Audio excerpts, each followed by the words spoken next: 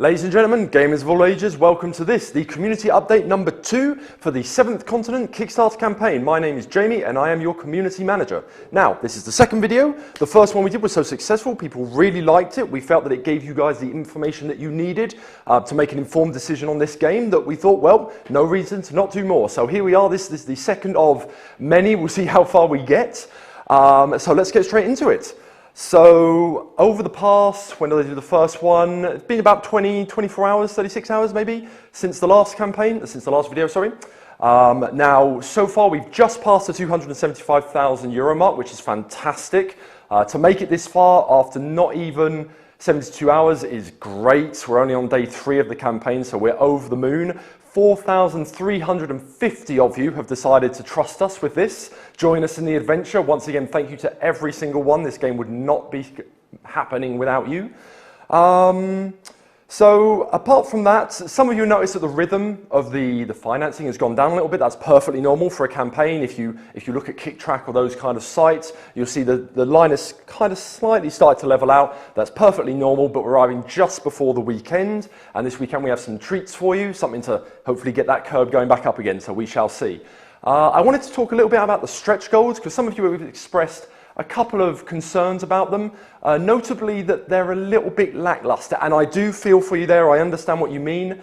Coming from the other side of the screen, so to speak, when I say, oh, you guys get all these cards, I know what those cards are, so I can be excited about it, but the thing is we can't actually tell you what those cards are because it's an adventure exploration game, and if we spoil the adventure or the exploration for you, it kind of, well, it spoils it, it ruins it. So you have to bear with us. The fact that these stretch goals are slightly vague is purposeful because we don't want to spoil the adventure for you. We don't want to spoil the discovery, the joy you'll take in discovering the 7th continent.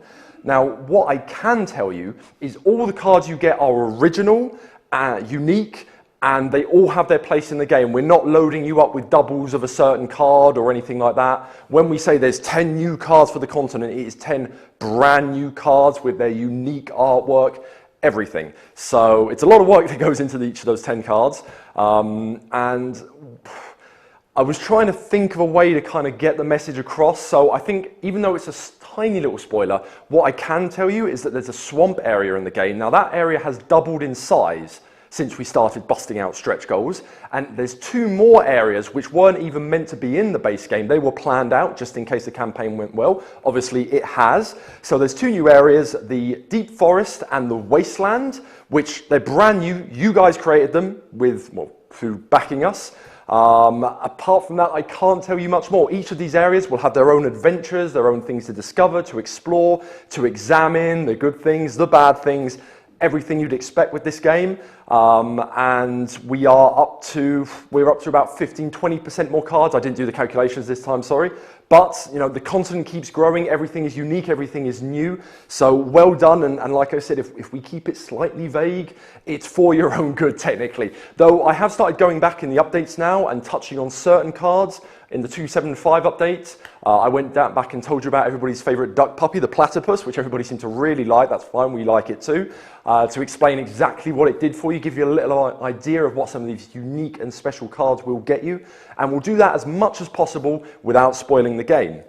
Now, a couple of you have said that you're worried that because we've gone through quite a few stretch goals already, if we go too far, it's too much work and we might not meet our deadlines. All I'll say is, don't worry. This isn't our first rodeo. We know what we're doing. We have planned well ahead for this sort of thing. And even if the artwork, which is the most prominent thing to be doing once the campaign is over, even if 90% of the cards have different images, illustrations in this Kickstarter campaign, we know we'll be all right. So don't worry too much. We're on the ball there. So without further ado, we can move on to questions. So, card sleeves. That was something that we're bringing over from the last video. A lot of you have asked, are we going to do a sleeve add-on and a sleeve stretch goal? So we went back, we thought about it, and I can now confirm more or less, it won't be immediately, but it will be coming, we'll be doing a card sleeve add-on.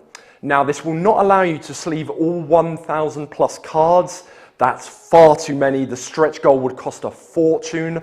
Logistics would be a nightmare. And thirdly, it's just not necessary. From our point of view, 90% of the cards you won't handle that often.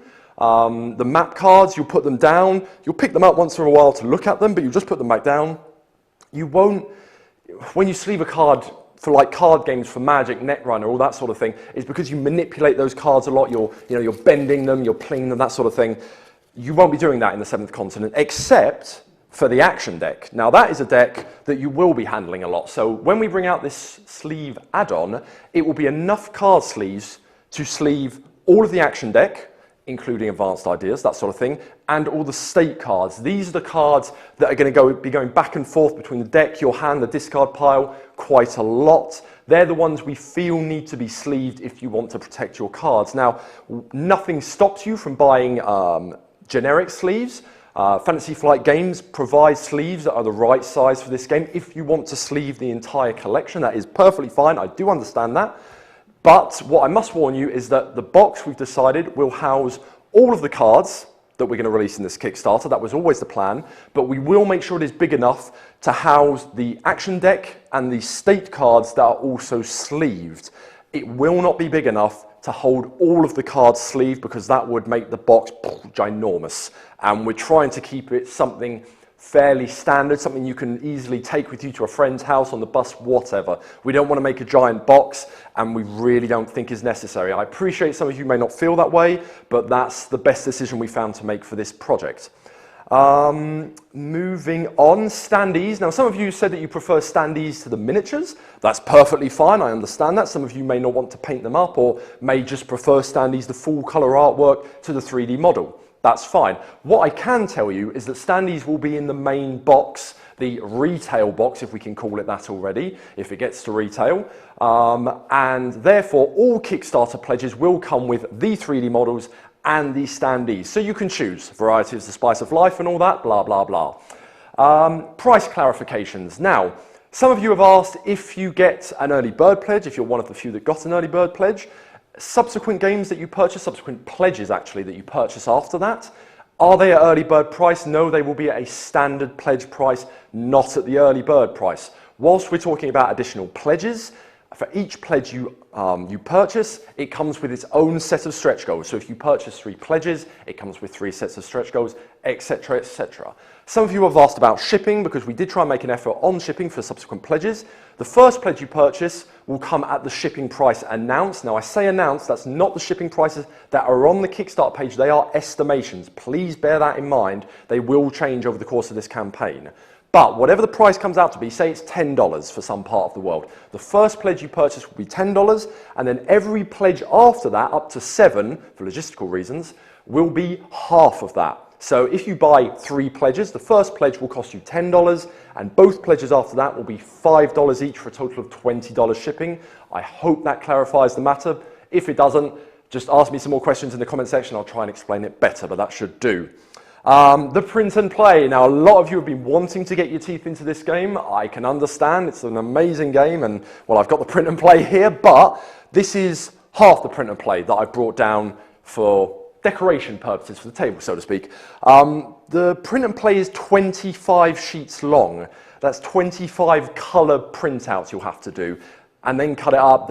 Now, I know some of you are fine with that, and I perfectly understand that, but some of you may think that's a bit too much. Now, we'd like to convince as many people as possible, so we will be bringing out print and play. We're just looking at the moment if it's possible to reduce that down just a little bit to make it a bit more manageable for you, for those of you that aren't as hardcore. You know, I do like you hardcore players. Well done, thank you for your enthusiasm. So, bear in mind, it will be coming out. Just give us a little bit more time to try and figure it out for you. And then finally, we're going to talk about the expansions, because that's been quite a hot topic this week. What are they? What do they bring to the game?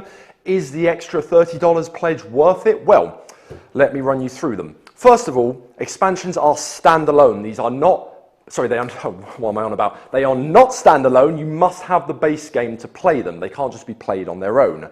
They are fully cross-compatible, so you can use all 3 of them at once, and it will not change the game. It will make it richer or make it longer, whatever you want to do. Each expansion contains a brand new curse. So for a total of 3 curses, which is all 3 of them, which are available currently in the campaign, there are 3 curses in the main box, so therefore you double the amount of scenarios you can play, and I'll let you draw your own conclusions on the replayability and the game length with that. Now, new curses each require a unique way of resolving them. That means that out of the 6 curses that are currently available, each one is totally different. One may ask you to go somewhere that's unreachable, obtain something that is unobtainable, kill something that is unkillable. They all vary hugely, and none of them are alike. Now, each expansion comes with a new area. Now, sometimes the quest may be located in that area, sometimes that area may be a lead-on, but the quest actually doesn't resolve. Once again, I know I'm being very vague, but go back to the beginning of the video if you want to know why, because I don't want to spoil it for you, let alone to say that it is a lot simpler than just, well, this expansion opens up this area, so if I go to this area, that's where the curse will be. It's not that simple, I assure you. We thought we'd make it a little bit trickier than that for you. Now, some areas will be explorable without having taken the relevant curse. However, some won't be. Some of them require a special action that you'll only get if you have the relevant material from having taken that curse. I won't say any more. You'll discover it soon enough, hopefully. It's a lot more tricky than just one area, one curse. Trust me on that one. Now, the connections to the base game, because some of you ask, well, hold on, if I buy the base game, am I going to come across a terrain tile which says, okay, well, if you go left here, flip up card 467, for example, when you go through the cards for 467 and it isn't there? No, that will never happen. It's a rather poor way to do it. We'll just use the system which we've implicated for the rest of the game to give you an example. If you did come across that situation and it asks you to draw card 467, then you go through it, and perhaps there wouldn't be a green card, but there would be a gold card, 467. You turn it over and say, oh, I don't know, there is a huge snowdrift blocking your way, you cannot advance, for example. And then when you got the expansion pack, that would put a green 467 card in there, and bearing in mind, if you've looked through the rules are you always draw green cards before yellow cards. That one, however, would say, oh no, the pass is clear, you can go. There's also kind of the inverse, where we would put a green 467 card in on its own, and then when you had an expansion, you put a gold 467 card in, but somewhere else in the game, some other event or whatever it is, you get a card saying ban card 467 green, so therefore when you did come across the relevant junction, you would be free to go. That's the way the game manages it. It's kind of the way the game manages a lot of different events. Once again, that's not too vague. That's a fair amount of detail. Hopefully I haven't spoiled that too much. But just to reassure you that it's not an ugly, just kind of like, oh, turn over card 467. Oh, it's not there. Well, obviously I can't go there. No, we've tied off all the loose ends quite nicely, and it's really easy to fit them in. The expansions will never ask you, in fact, never ask you to withdraw cards from the game deck. It's not going to say replace this card with this one. It will you just take all the cards and add them into the game deck. That's it. Nice and simple. Also, much like the stretch goals, we will never double up on cards that we've already got in the base box. So you're not going to get any additional food cards or state cards or anything like that. Every single card out of the 100 cards, more or less, that are in each expansion, every single one is unique. Every single one, bearing in mind there will be a couple of idea cards in there, a couple of advanced ideas, which will probably relate back to the area. Once again, very vague, I know. But apart from those kind of cards, every single card will be unique with its own unique artwork. Bear in mind that 90% of the artwork in this game is unique. It's not like perhaps a trading card game where you'll get 5 or 6 cards with the same drawing or artwork on it. Maybe in this game you'll get 2 or 3, but that's it. Apart from that, every single one is unique, drawn by our artist. It's a lot of work that goes into it. And I think we've more or less done the rounds for that. So hopefully I've shed a bit more light on these expansions. Once again, new curse, totally different scenario, totally unique way to resolve it. New area, which doesn't always, like I said, it's not as easy as finding an area to resolve the curse. Loads of new artwork, new objects, couple of new ideas, that sort of thing. And of course, it all ties in neatly with the base game, no loose ends. I think that's all for this community video today, so it's already been long enough. What I will mention is today's my birthday. Hey. But tomorrow I'm going to be off in Paris for some birthday-related shenanigans, so if I don't reply over the course of the weekend as frequently, I will make sure I reply, it is my job after all.